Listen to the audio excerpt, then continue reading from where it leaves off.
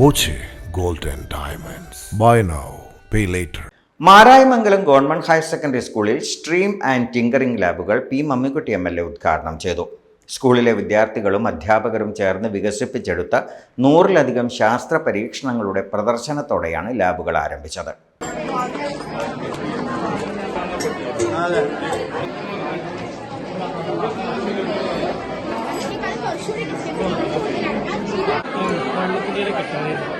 ഒരു ബോഡി മൂവിങ്ങിലോ അല്ലെങ്കിൽ റെസ്റ്റിങ്ങിലോ ആണെങ്കിൽ ആ സ്റ്റേറ്റ് നമ്മൾ ചേഞ്ച് ചെയ്യാൻ ഒരു എക്സ്റ്റേണൽ ഫോഴ്സ് നമ്മൾ അപ്ലൈ ചെയ്യണം. ഇപ്പോൾ ബസ്സിലൊക്കെ പോകുമ്പോൾ ഇത് പോയിട്ട് ബസ് ബ്രേക്ക് പിടിച്ചു, ഇപ്പോൾ അങ്ങനെ ഫാൾ ചെയ്യാനുള്ള ഇതുണ്ടാവും. അതിന് കാരണമായിട്ടുള്ളതാണ് ഇത്. കുറച്ച് ഫോഴ്സ് കൊടുക്കുമ്പോ അത് ഈ കയറ്റം കയറില്ല. നമ്മൾ നല്ല ഫോഴ്സ് കൊടുക്കുകയാണെങ്കിൽ ഈ കയറ്റം കയറും. അതിന് കാരണം നമ്മൾ ഫോഴ്സ് കൊടുക്കുമ്പോൾ ഇവിടെ കൈനറ്റിക് എനർജി ഉണ്ടാവും. ഇത് കൈനറ്റിക് എനർജി പൊട്ടൻഷ്യൽ എനർജി കൂടിയിട്ട് ഈ കയറ്റം കയറും. കയറ്റം കയറി കഴിഞ്ഞാൽ അവിടെ കൈനറ്റിക് എനർജി പിന്നുണ്ടാവും. കൈനറ്റിക് എനർജി ഉണ്ടായി കഴിഞ്ഞാൽ ഈ സാധനം ഇവിടെ ഇല്ലെങ്കിൽ ഈ കാറ് തെറിച്ചു പോകും. ഇതുള്ളതുകൊണ്ട് എന്താ പറയാ, ഈ കാറ് ഇവിടെ വെക്കും. ഇവിടെ നമ്മൾ ഫോഴ്സ് ഇവിടെ ഉണ്ടാവും, നമ്മൾ ഇവിടെ ഫോഴ്സ് കൊടുക്കും.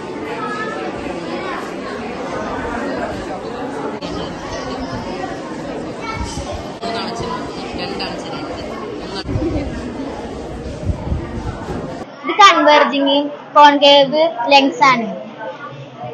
കൺവെർജിങ് കോൺകേവ് ലെൻസ് ആയി കാരണം ഈ പ്രകാശം നേരാനുപാതത്തോടെ മാത്രമേ പതിക്കുക, ചെരിഞ്ഞ് പതിക്കില്ല. ഇത് അതിന്റെ വിപരീത അനുപാതമാണ്. ഇത് ഇതായതുകൊണ്ട് ഇത് ചെരിഞ്ഞിട്ടാണ് പ്രകാശം പതിക്കുക, നേരെ പതിക്കില്ല.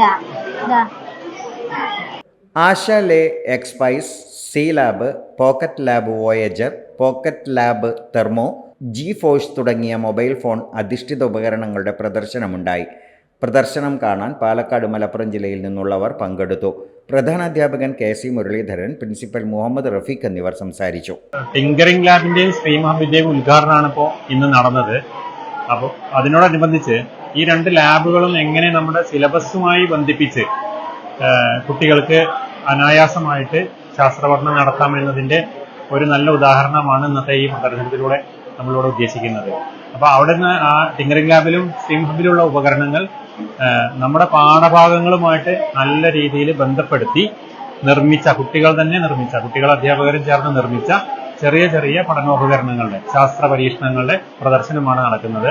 ഇന്നിപ്പോൾ എന്തായാലും ഇതൊരു വലിയ വിജയമായി. ധാരാളം സ്കൂളുകളിൽ നിന്ന് കുട്ടികളും സയൻസ് അധ്യാപകരും നമ്മുടെ ഈ പ്രദർശനം കാണാനെത്തി. വളരെ നല്ല രീതിയിൽ പ്രദർശനം പുരോഗമിക്കുകയാണ്. അപ്പോൾ ഓരോ ചാപ്റ്ററിലും അത് ചെയ്യാൻ പറ്റുന്ന, അവർക്ക് ചെയ്ത് മനസ്സിലാക്കാവുന്ന ഉപകരണങ്ങൾ നമ്മൾ നിർമ്മിച്ചു.